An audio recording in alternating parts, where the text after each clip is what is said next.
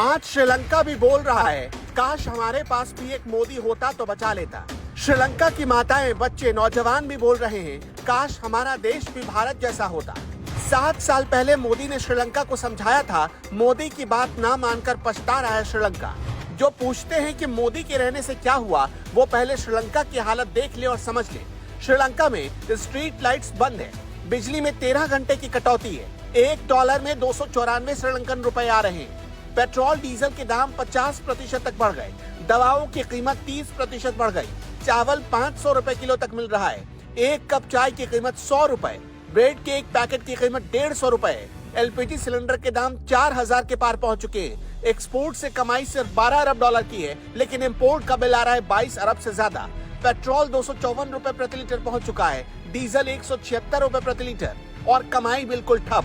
लेकिन आपको फिक्र करने की जरूरत नहीं है, क्योंकि आपका और हमारा देश एक मजबूत हाथों में है और नेता का नाम है नरेंद्र मोदी। कभी सोचा है कि श्रीलंका की यह हालत क्यों हुई?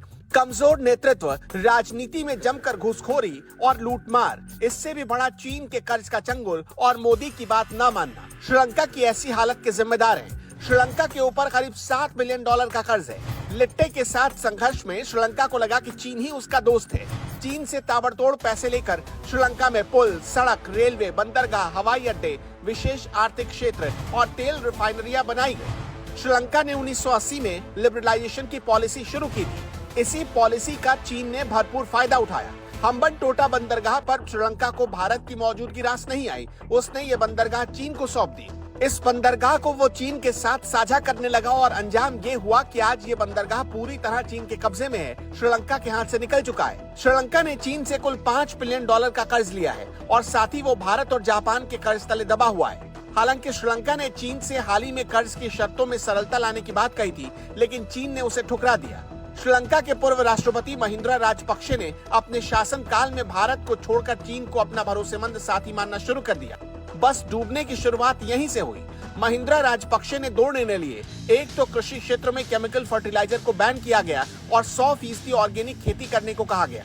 उसके बाद चीन से आयातित घटिया खादों ने वहां के कृषि उत्पादों को बुरी तरह प्रभावित किया, जिससे उत्पाद आधे हो गए। फिर हम्बनटोटा जैसे बंदरगाहों को बनाने के लिए भारी भरकम कर्ज ने श्रीलंका की अर्थव्यवस्था की कमर तोड़ दी। जो कर्ज 2.5% ब्याज दर से मिलते रहे हैं, उसके लिए चीन ने श्रीलंका से 6.5% के बहुत बड़े ब्याज को वसूला।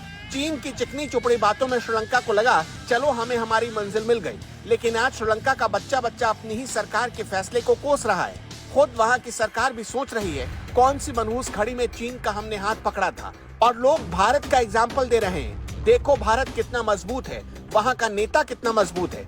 इसलिए कहते हैं, देश की कमान नरेंद्र मोदी जैसे मजबूत हाथों में होनी चाहिए। वैसे श्रीलंका की हालत पर आप क्या कहना चाहते हैं, कमेंट में जरूर बताइए।